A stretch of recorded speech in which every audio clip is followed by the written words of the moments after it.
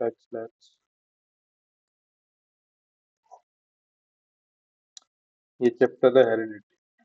ठीक है, 1 से 2 नंबर यहाँ से मान के चलो। इम्पोर्टेंट चैप्टर है। कितना इम्पोर्टेंट है? इतना इम्पोर्टेंट है कि भाई एचसीएस हो या यूपीएससी, ठीक है, इसका नॉलेज जरूरी है। एटलीस्ट आपको कीवर्ड्स तो पता होने चाहिए। हेरिडिटी क्या होता है? Everyone knows passing of traits. दूसरा जो फैक्ट पता होना चाहिए कि इक्वली जो जेनेटिक मटेरियल, जेनेटिक इंफॉर्मेशन है, इक्वली बोथ पेरेंट्स से जाती है। ठीक है,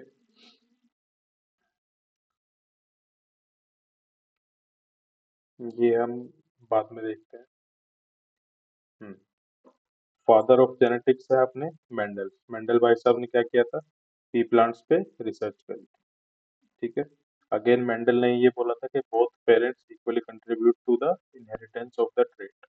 ठीक है, अब ये होता कैसे है ये हम लोग आगे देखें। बाकी ये जो क्या नाम के हैं, मेंडल ने जो लॉज ऑब्जर्व किए थे, ये हमारे किसी काम का नहीं है। जीनोम की बात करते हैं।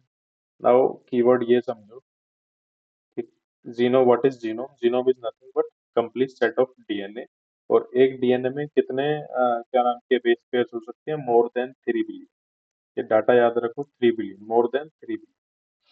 उसके बाद जीन मैपिंग क्या होती है? Gene mapping is nothing but कि कोई जीन का लोकस कहाँ पे है, यानी कि उसका एड्रेस क्या है पूरे मैप में। ठीक है, और एक जीन से दूसरे जीन के बीच में डिस्टेंस क्या है। ठीक है, इतना समझ में आया जीन मैपिंग क्या है? Gene mapping is nothing but के जीन्स का अरेंजमेंट क्या है बॉडी में। इस तरीके से मान लो। अभी इसी कंसेप्ट को हम थोड़ा सा ब्रॉड करके देखते हैं। जंपिंग जीन्स का कंसेप्ट। जंपिंग जीन्स होते हैं हमारे ट्रांसपोजेबल एलिमेंट। समझो कि ये हमारा जंपिंग जीन, ठीक है। जंपिंग जीन क्यों बोल रहे हैं इसको? भाई इस पे चलता है बाप का राज। बाप के राज का मतलब है, ठीक है, इसकी मान लो पोजीशन है एक्स, ये पोजीशन है वाई, ये है जेड, ये है Z1, ये मान लो Z2। तो इसके बाप का राज है, ठीक है। ये अब अपने ताई जेड के यहाँ पे रहने चला जाएगा। ठीक है, मान लो फिर इसका मन किया है, किसी दूसरे का मन किया, या फिर किसी दूसरे जीनोम में ए, ठीक है, Z1 में रहने चला जाएगा। मान लो दूसरा ये एक बी भी है, बी की पोजीशन ये है, लेकिन ये Z2 में रहने चला गया। अब इससे होगा क्या? इससे दो चीजें होंगी। इससे म्यूटेशन होगी, ठीक है, और म्यूटेशन अब नेगेटिव भी हो सकती है, पॉजिटिव भी हो सकती है। Human bye it's nature negative किसको बोलता है? जो उसके जरूरत की नहीं है। फॉर एग्जाम्पल कैंसर या ट्यूमर बन गया, वो बोल देगा नेगेटिव म्यूटेशन होगी भाई। किसकी वजह से हुई? मान लो ट्रांसपोजन की वजह से। या फिर हेमोफीलिया हो गया, कोई बीमारी हो गई।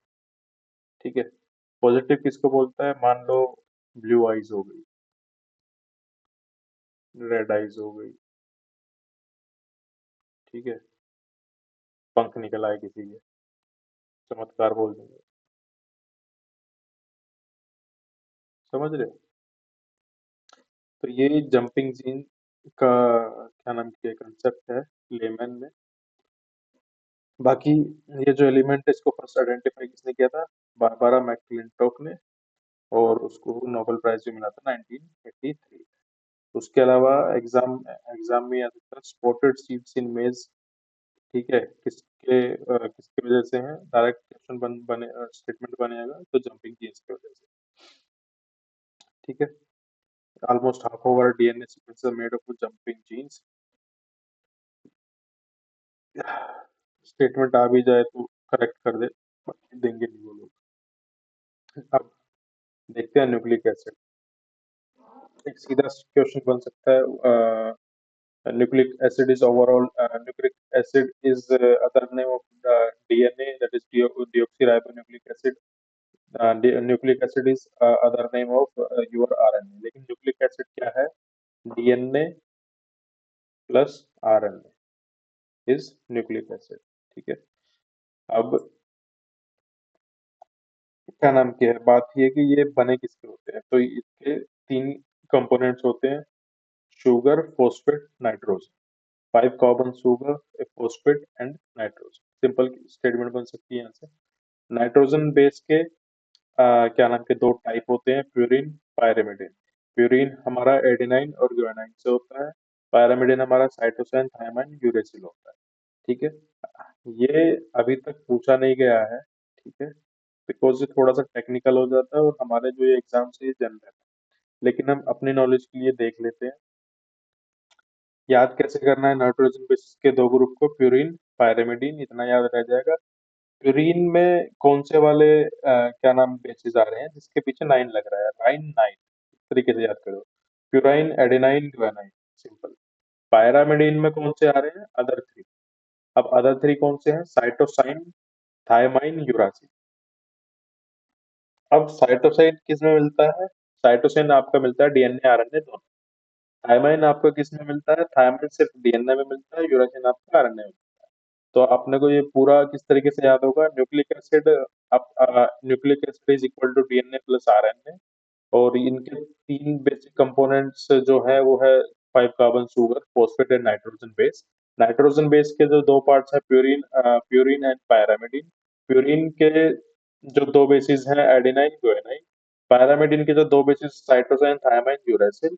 साइटोसिन हमारा डीएनए आरएनए दोनों में मिलता है, थायमाइन हमारा सिर्फ डीएनए में मिलता है, और अपना यूरासिल आरएनए में मिलता है, सिंपल।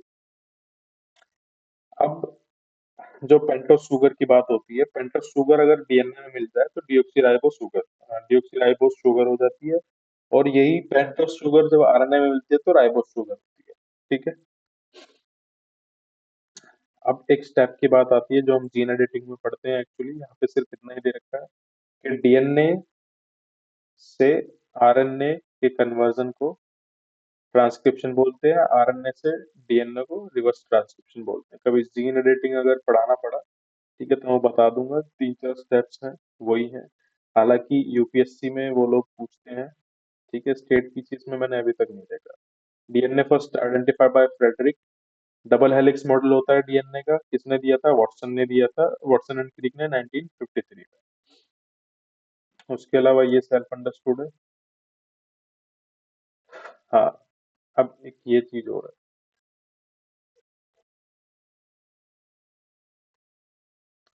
कितने पेयर होते हैं, 23 पेयर। 23 पेयर यानी कि 23 इंटू 2 इज इक्वल टू 46।